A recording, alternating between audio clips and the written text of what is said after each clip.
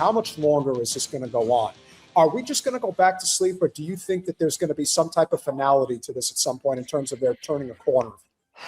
I mean, so one thing I really appreciate about Candace is how she has been able to keep the Charlie Kirk story in the news,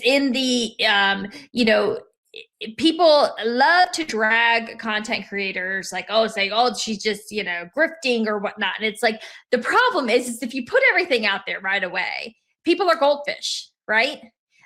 They just, if she had put everything that we knew in September out October 1st, no one would even talk about this at all. It's already it's already faded a lot, but there's still so much, there's so much that I know from, my work, everything that I've seen, that and number one, it actually is really hard to figure out a way to put it into consumable, because I spend hours and hours a day on my computer, digging all of this up. Listen, you have done such a fantastic job, and I say that because obviously I am not on social media. I'm really not, but I do check in, if you will, and I know that you are very important to Candace. She sees you as somebody who can get things out there as needed.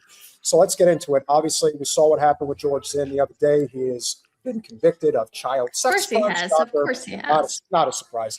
There's probably a much bigger layer to that. And you want to say that he's somewhat of a fall guy? Perhaps. But this is the story that Candace is pursuing right now that I'm sure you're going to have a lot to say. Facts. I now have verifiable proof in writing that Justin Strife and you lied to me.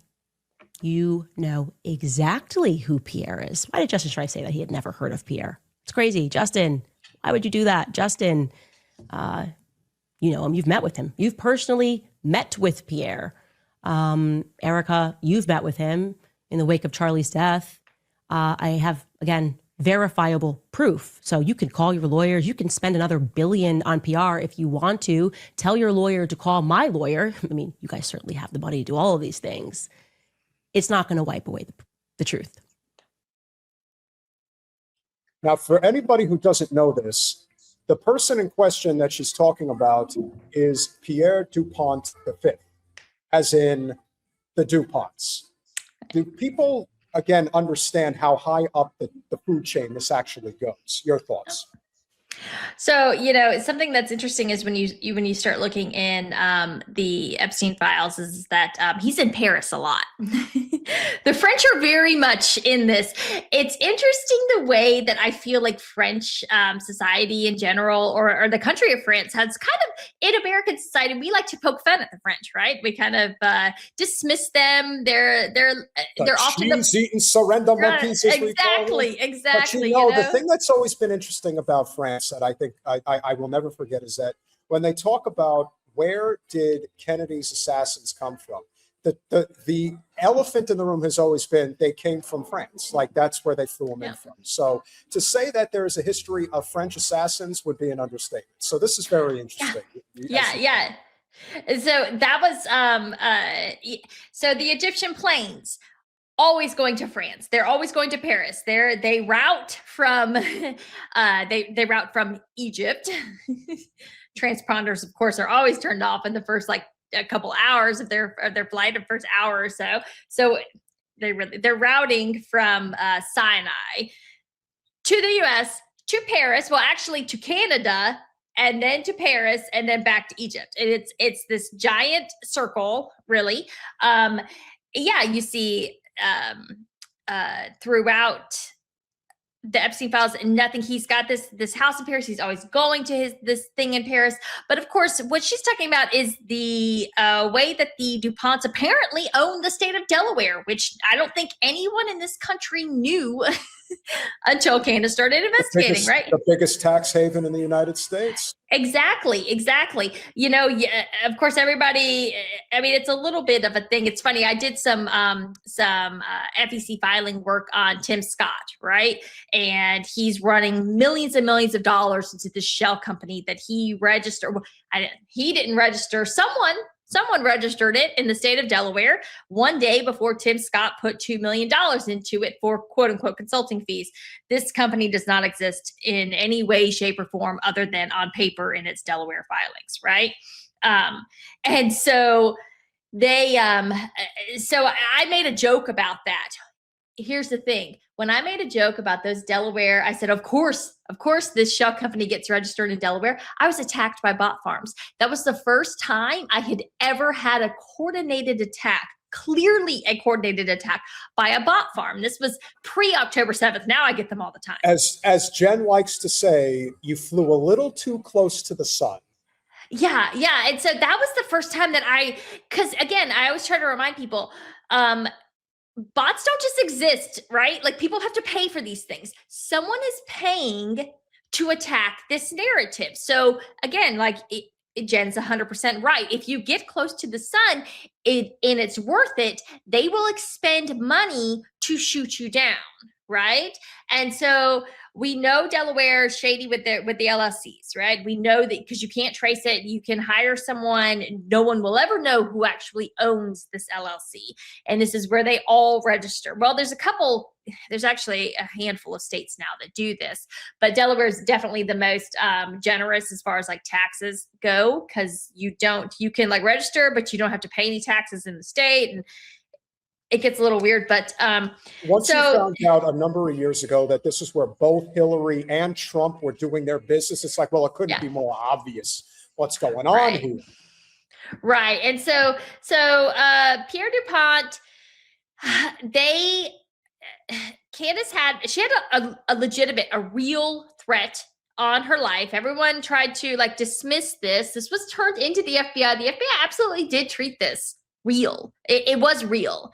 They treated it like it was real.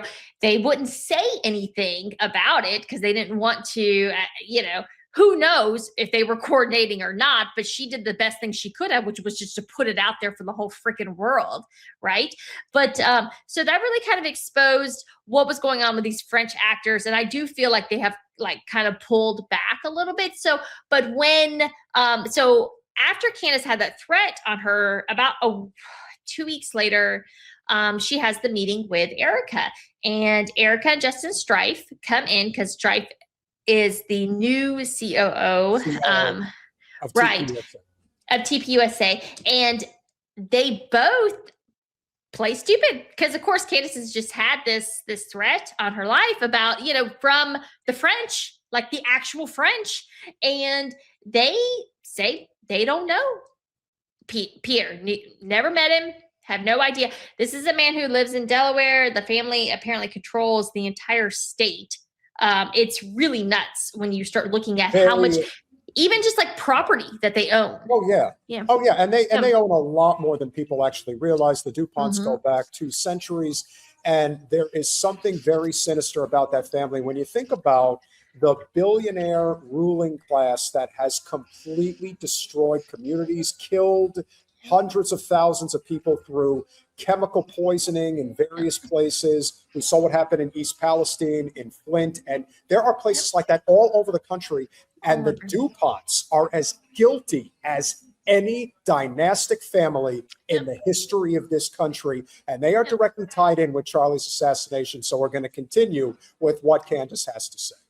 Oh, yeah. They, the truth is that there was a deal on the table with Pierre, who, yes, is from France, born in France.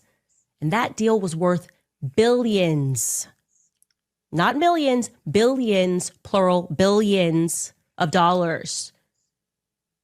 Just after Charlie was shot, and again, I have proof, Pierre had a phone call with Justin Strife. He also had a phone call with Mr. Don Orico of Turning Point USA down in Tampa. And you know what's really odd? Somehow this Frenchman, Pierre, he knew that Charlie was dead before the rest of the world did. How did he know that? How did he know before I knew? Especially because he wasn't yet a donor to Turning Point USA. Why was he given so much priority? Frenchman. I'm interested. I know that after Charlie died, that deal went through. Yeah. So it really does make you wonder who Mr. McCoy was telephoning right after that shot, because I'm going to tell you something, Mel, and you probably know some things that you can't even repeat. I don't think it was Erica Kirk that he was calling as soon as that happened. I'm just putting that out there. I'm just saying, I don't think that's who he telephoned. Oh, you mean when he's calmly walking away on his phone, you know? It's done. In his training, right? Mm-hmm. That was our training that we had and his to go corrupt through. pastor of a father who goes out there and covers his ass for him.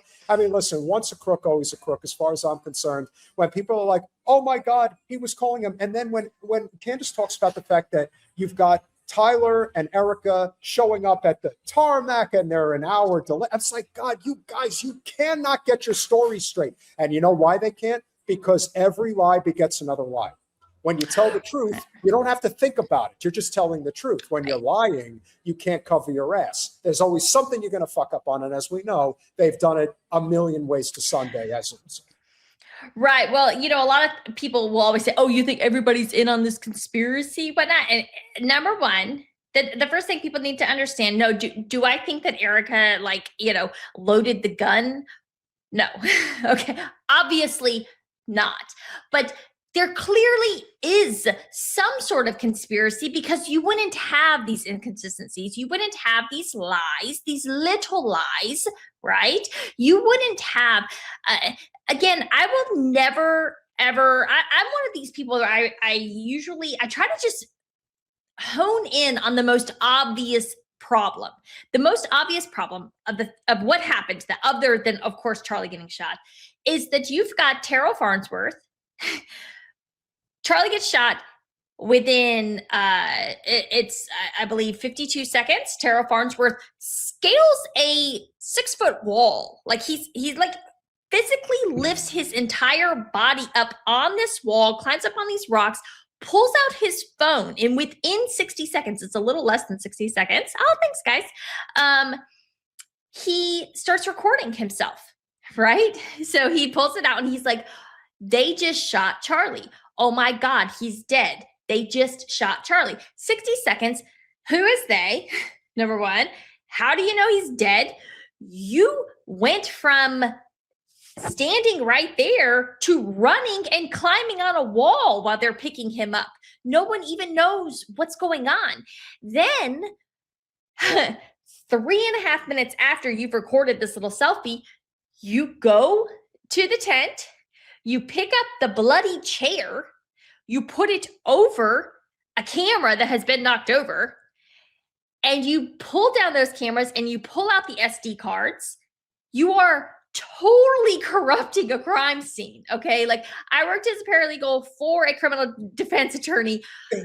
They covered up, literally yes! covered up a crime scene with cement.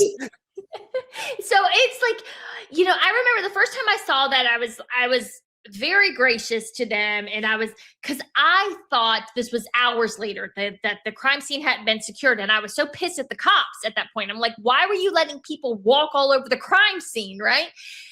Then I find out, no, he pulls that camera down at 4 minutes and 56 seconds post the shooting, and it's like, holy shit.